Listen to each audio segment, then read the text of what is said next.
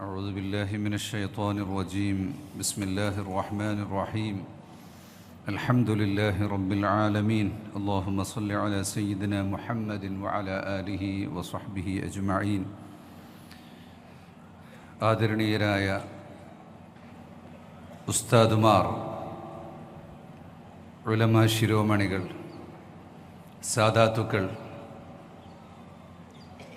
പൗരപ്രമുഖർ, കേരള യാത്ര,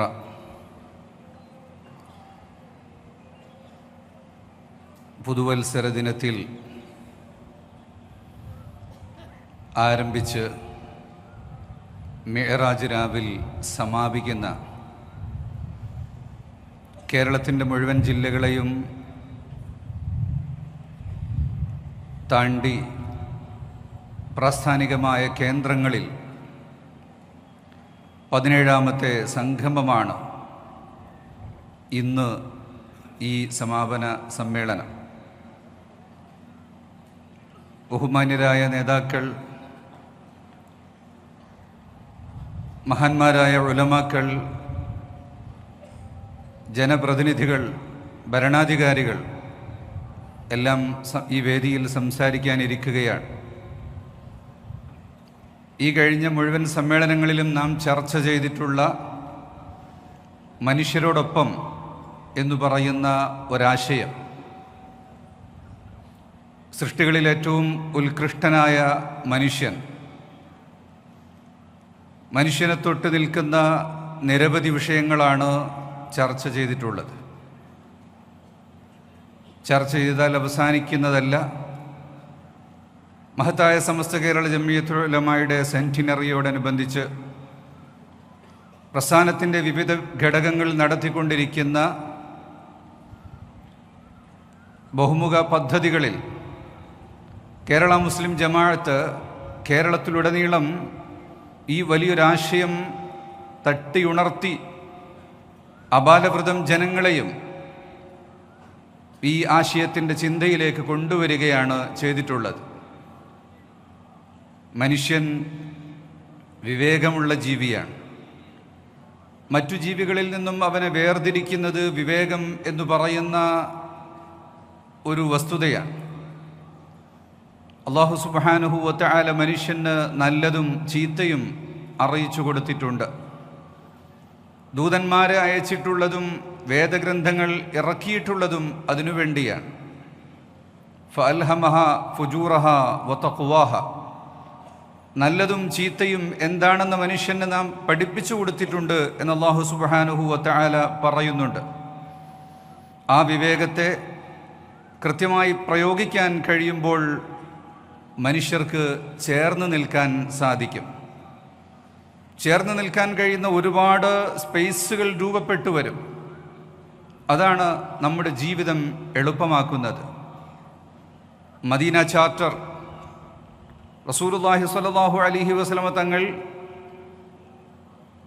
യസ്രിബ് എന്ന് പറയുന്ന കാർഷിക ഗ്രാമത്തെ മദീന എന്ന് പേരിട്ടുകൊണ്ടൊരു നഗരമായി പ്രഖ്യാപിച്ച് നാഗരിക സമൂഹത്തിൻ്റെ സൃഷ്ടിപ്പിന് വേണ്ടിയുള്ള ധാരാളം കാര്യങ്ങൾ അവിടെ ചെയ്ത് ലോകാവസാനം വരെയുള്ള മുഴുവൻ കാര്യങ്ങളെയും പഠിപ്പിച്ച് മദീന ചാർട്ടർ എന്ന് പറയുന്ന ലോകത്തെ ആദ്യത്തെ ലിഖിത ഭരണഘടന ദസ്തൂറുൽ മദീന അത് രൂപപ്പെടുത്തിയപ്പോൾ തങ്ങൾ ലോകത്തിൻ്റെ മുന്നിൽ കാഴ്ചവെച്ചിട്ടുള്ള ഒരു ബഹുസ്വരതയുടെ,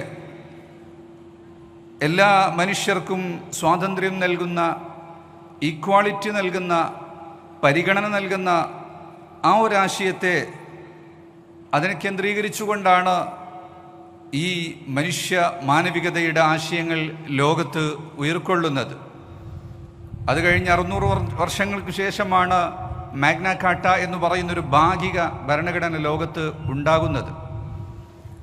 അതുകൊണ്ട് തന്നെ ലോകത്ത് ഏതു രാജ്യങ്ങളിലുള്ള നിയമങ്ങൾ നമ്മൾ പരിശോധിച്ചാലും ഇസ്ലാമിക നിയമങ്ങളുമായി അത് വളരെ കൂടുതൽ ചേർന്ന് നിൽക്കുന്നതായി നമുക്ക് കാണാൻ സാധിക്കും. മനുഷ്യർ ചേർന്നു നിൽക്കാൻ കണ്ടെത്തിയ ഏറ്റവും മികച്ച ഒരു സംവിധാനമായിരുന്നു ജനാധിപത്യം. മനുഷ്യാവകാശങ്ങൾ സംരക്ഷിക്കപ്പെടുമെന്ന നമ്മുടെ വിശ്വാസം കൂടിയാണത്. എന്നാൽ അവകാശം സംരക്ഷിക്കേണ്ട ഇടങ്ങളിൽ നിന്ന് അത് ഹനിക്കപ്പെടുന്നു എന്ന കാഴ്ചയാണ് നാം കണ്ടുകൊണ്ടിരിക്കുന്നത്. പലപ്പോഴും ഇത് സ്റ്റേറ്റ് സ്പോൺസേഡ് ആകുന്നു എന്നത് ഏറെ ഗൗരവമുള്ള ഒരു കാര്യം തന്നെയാണ്. തിരുനബി സ്വല്ലല്ലാഹു അലൈഹി വസല്ലം തങ്ങളുടെ അരികിൽ ഒരു റെക്കമെൻഡുമായി വന്നൊരു സംഭവം, മദീനയിലെ സ്വാധീനമുള്ള ഒരു കുടുംബത്തിലെ ഒരംഗം ഫാത്തുമ ബിൻത്ത് അസദ് എന്ന് പറയുന്ന ഒരു സ്ത്രീയിൽ നിന്ന് ഉണ്ടായ ഒരു മോഷണക്കേസ്, അത് തെളിയിക്കപ്പെട്ടപ്പോൾ അതിന് വിധിക്കപ്പെട്ട ശിക്ഷയിൽ ഇളവ് വരുത്താൻ വേണ്ടി സ്വഹാബികളിൽപ്പെട്ട ആൾ നബി സല്ലല്ലാഹു അലൈഹി വസല്ലം തങ്ങളെ സമീപിച്ചപ്പോൾ തങ്ങൾ പറഞ്ഞത്, ഒരു ക്രിമിനൽ കുറ്റത്തിന് കൊടുക്കുന്ന ശിക്ഷയ്ക്ക് ഇളവ് വരുത്താൻ വേണ്ടിയാണോ നിങ്ങൾ ആവശ്യപ്പെടുന്നത്? അത് കുറ്റകൃത്യങ്ങൾ വർദ്ധിക്കാനേ കാരണമാവുകയുള്ളൂ, ശിക്ഷയുടെ വിഷയത്തിൽ ഇളവ് നൽകാൻ പാടില്ല. തങ്ങളവിടെ പറഞ്ഞിട്ടുള്ള ഏറ്റവും ശ്രദ്ധേയമായൊരു കാര്യം, ലൗ അന്ന ഫാത്തിമത ബിൻതു മുഹമ്മദിൻ സറഖത് ലഖതഅതു യദഹ, എൻ്റെ സ്വന്തം മകൾ ഫാത്തിമയാണ് ഈ കുറ്റകൃത്യം ചെയ്യുന്നതെങ്കിലും നിയമം നടപ്പാക്കുന്നതിൽ യാതൊരു മാറ്റവും ഉണ്ടാവുകയില്ല. എല്ലാവരും നിയമത്തിനു മുന്നിൽ തുല്യരായിരിക്കും. അവകാശങ്ങൾ എല്ലാവർക്കും തുല്യമാണ്, നീതിയാണ്. ശിക്ഷ അനുഭവിക്കേണ്ടതിൻ്റെ വിഷയത്തിലും യാതൊരു മാറ്റങ്ങളും ഇല്ല എന്നതാണ്. 2022 നാഷണൽ ക്രൈം റെക്കോർഡ്സ് ബ്യൂറോ NCRBയുടെ കണക്ക് പ്രകാരം രാജ്യത്തെ തടവുകാരിൽ 75% വിചാരണ തടവുകാരാണ്. കുറ്റം തെളിയിക്കപ്പെടാത്ത 4 ലക്ഷത്തിലധികം മനുഷ്യർ നമ്മുടെ ജയിലുകളിൽ കഴിയുന്നു എന്നതാണ്. 8, 10, 15 വർഷങ്ങൾ കഴിഞ്ഞിട്ട് വിചാരണ പൂർത്തിയാക്കി വിധി വരുമ്പോൾ ഒരു തെറ്റും ചെയ്തിട്ടില്ല എന്ന് പറയുന്ന വലിയ സംഭവങ്ങളാണ് നാം കണ്ടുകൊണ്ടിരിക്കുന്നത്. സുപ്രീം കോടതിയുടെ ഗവേഷണ വിഭാഗം പറയുന്നത് ജയിലുകളിലെ ഓക്യുപ്പൻസി റേറ്റ് 130 100 ആൾക്ക് സൗകര്യമുള്ള ജയിലുകളിൽ 130 ആളുകളെയാണ് പാർപ്പിച്ചിരിക്കുന്നത്. ഉൾക്കൊള്ളാൻ കഴിയുന്നത് അധികം മനുഷ്യർ അവിടെ കഴിയുന്നു. ഇവിടെ ജാമ്യം നൽകപ്പെടുക എന്ന് പറയുന്ന, പ്രാഥമികമായി കുറ്റാന്വേഷണ വിധേയമായി പിടിക്കപ്പെട്ട് അറസ്റ്റ് ചെയ്യപ്പെട്ടവർക്ക് ജാമ്യം കൊടുക്കുക, അത് കഴിഞ്ഞ് അവരുടെ അന്വേഷണങ്ങൾ പൂർത്തിയാക്കിയതിനു ശേഷം ശിക്ഷകൾ നടപ്പാക്കുക എന്ന രീതിയാണ് വേണ്ടത് എന്ന് നിയമ വിദഗ്ധരെല്ലാം പറഞ്ഞിട്ടുണ്ട്. യശശരീരനായ കേരളത്തിൻ്റെ ചീഫ് ജസ്റ്റിസ് VR കൃഷ്ണയ്യർ പറഞ്ഞത്, ബെയിലീസ് റൂൾ, ജയിലീസ് ദ എക്സംഷൻ. ജാമ്യം അവകാശമാണ്, ജയിൽ അപവാദമാണ്. അതുതന്നെയാണ് സുപ്രീം കോർട്ട് അതിൻ്റെ അടിസ്ഥാന തത്വമായി വെച്ചിട്ടുള്ളത്.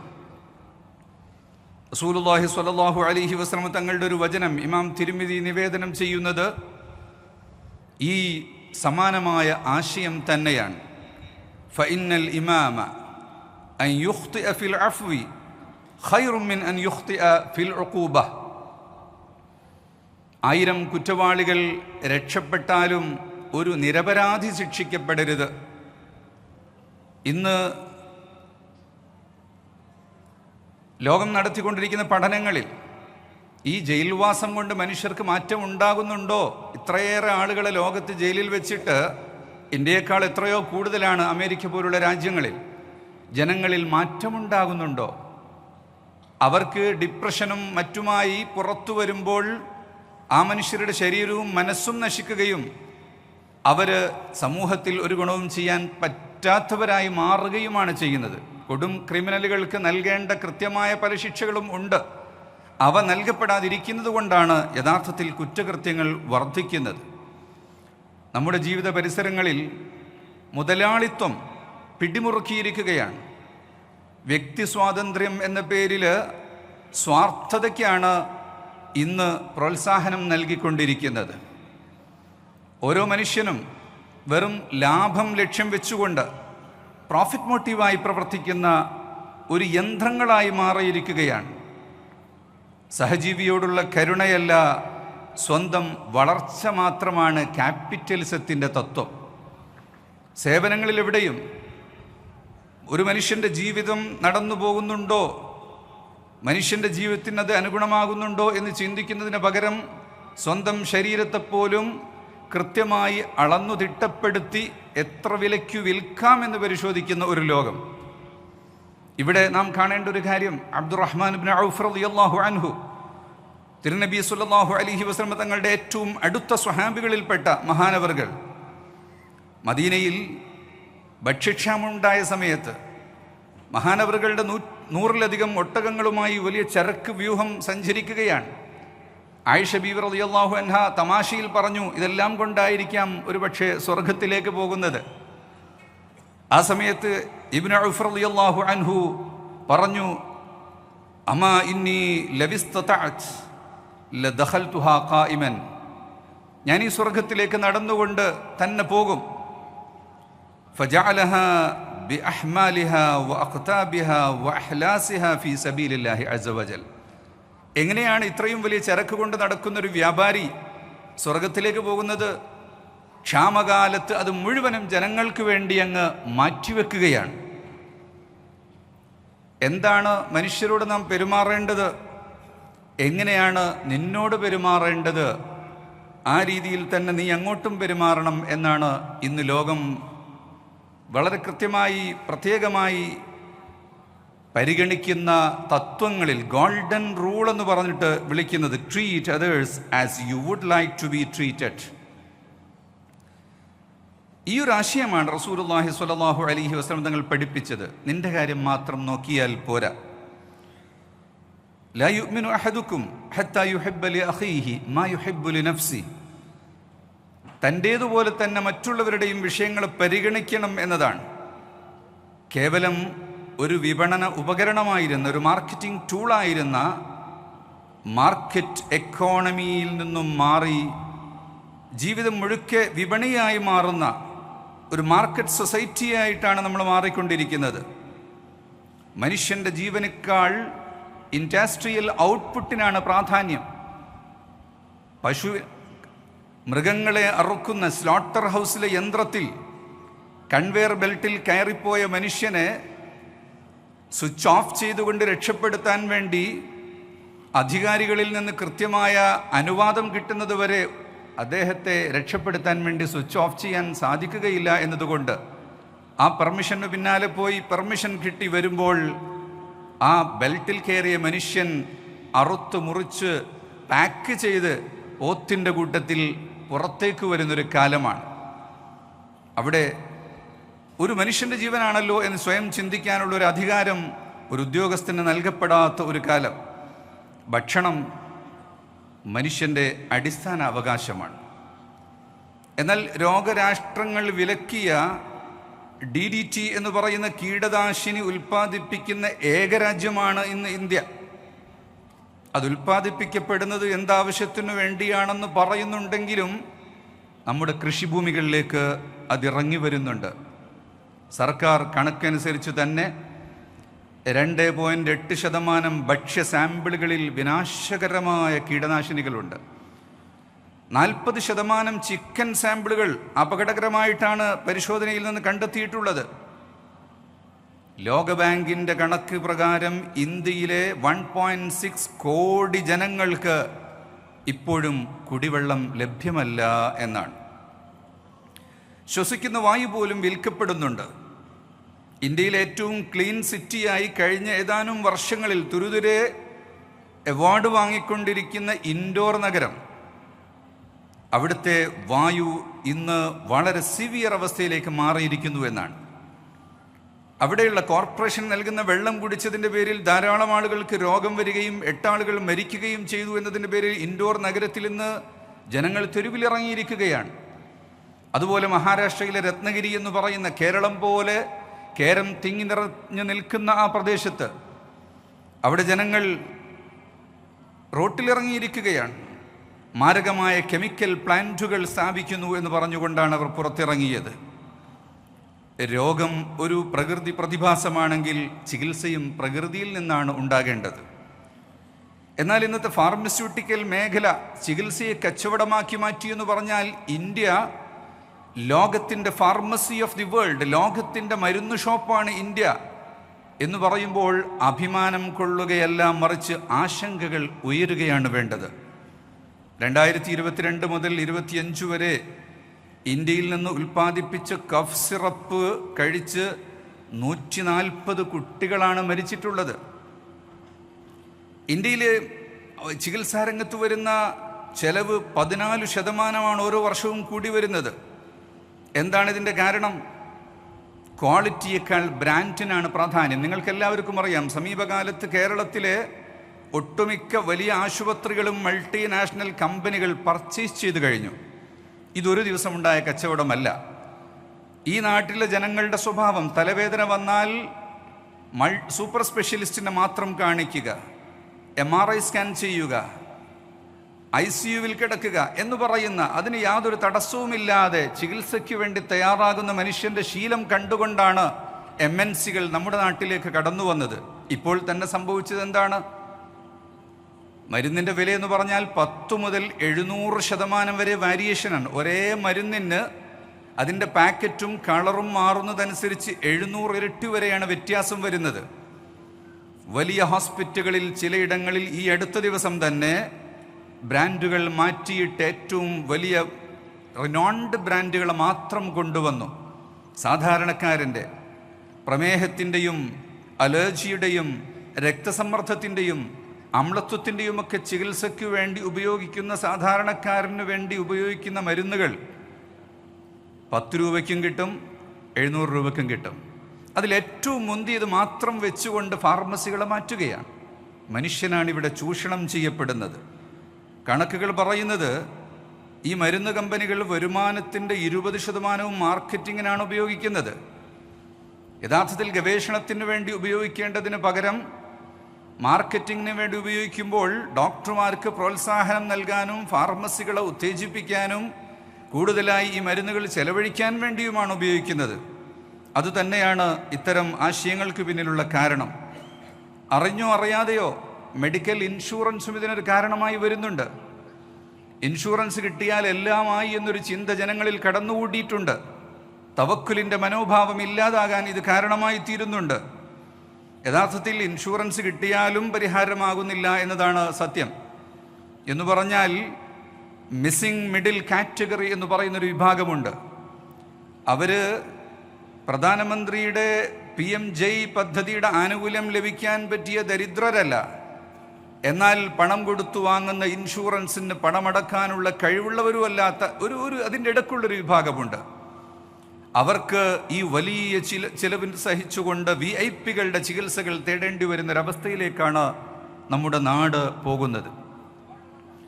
ആരോഗ്യമേഖലയിൽ ധനസഹായം ലഭിക്കുന്ന ദരിദ്രരും അവർക്കും ഈ ചൂഷണങ്ങളിൽ നിന്ന് രക്ഷപ്പെടാൻ കഴിയുകയില്ല. കാരണം ഇവിടെ ഔട്ട് ഓഫ് പോക്കറ്റ് എക്സ്പെൻസസ് എന്ന് പറയുന്ന, സ്കൂളിലൊരു കുട്ടിയെ ചേർത്ത് ഫീസൊക്കെ അടച്ചാലും ആഴ്ചയിലും പുതിയ പുതിയ ഫീസുകൾ കൊടുക്കേണ്ടി വരും.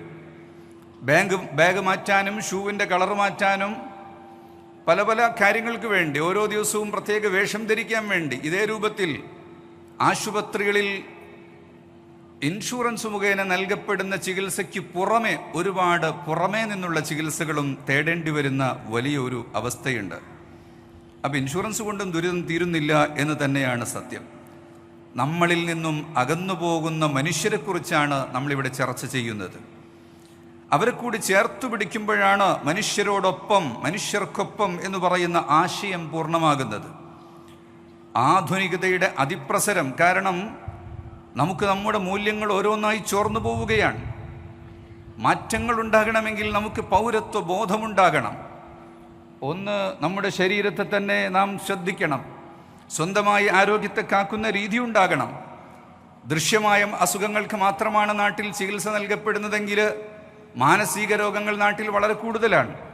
മാനസിക രോഗ ചികിത്സയ്ക്ക് വേണ്ടി ഗവൺമെൻറ് വളരെ ചുരുങ്ങിയ 1% മാത്രമാണ് ബജറ്റിൽ മാറ്റിവെക്കുന്നത്. മാനസിക രോഗത്തിൽ 80% ആളുകളും ചികിത്സിക്കുന്നില്ലെന്നാണ്. ചിലർക്ക് അങ്ങനെ ചികിത്സിക്കുന്നത് അന്ധവിശ്വാസമാണ് എന്ന ഒരു അന്ധവിശ്വാസം ഉണ്ട്. മറ്റു ചിലർക്കതൊരു അപമാനമാണ് എന്ന തോന്നലുണ്ട്. മനുഷ്യരുടെ സ്വകാര്യതയിലേക്കുള്ള കടന്നുകയറ്റം, അതുപോലെ മാന്യമായ ഭാഷകൾക്ക് പകരം കുറ്റപ്പെടുത്തലുകളും തെറ്റായ ഭാഷാ പ്രയോഗവും ഇങ്ങനെയെല്ലാം ഉള്ള നൂറുകൂട്ടം പ്രശ്നങ്ങളാണ് നമുക്കിടയിലുള്ളത്.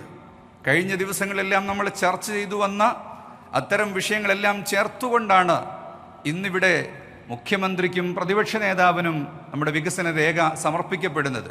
വരും ദിവസങ്ങളിലെ ചർച്ച, അതിനെ ആസ്പദിച്ചുകൊണ്ടുള്ള ചർച്ചകളാണ് ഇനി കേരളം സാക്ഷ്യം വഹിക്കാൻ പോകുന്നത്.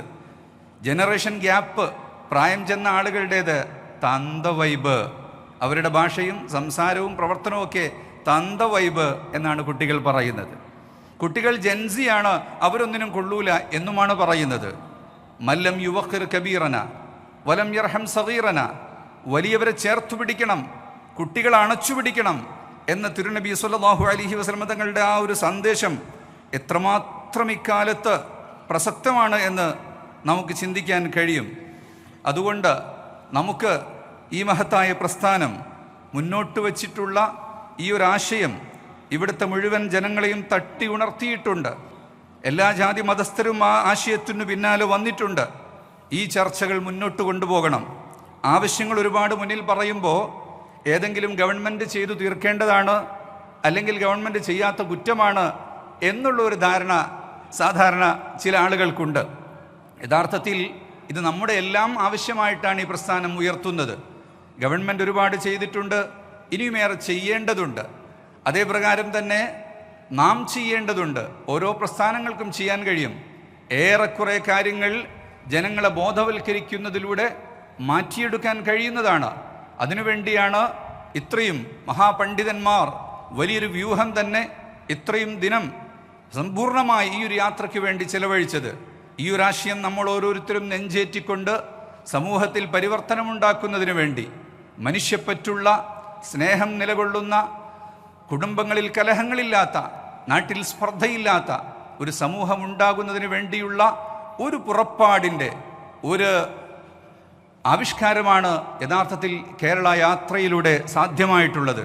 മഹത്തുക്കളായ നേതാക്കൾ വിശദമായി നമ്മോട് സംസാരിക്കാനിരിക്കുന്നു. വാക്കുകൾ അവസാനിപ്പിക്കുന്നു.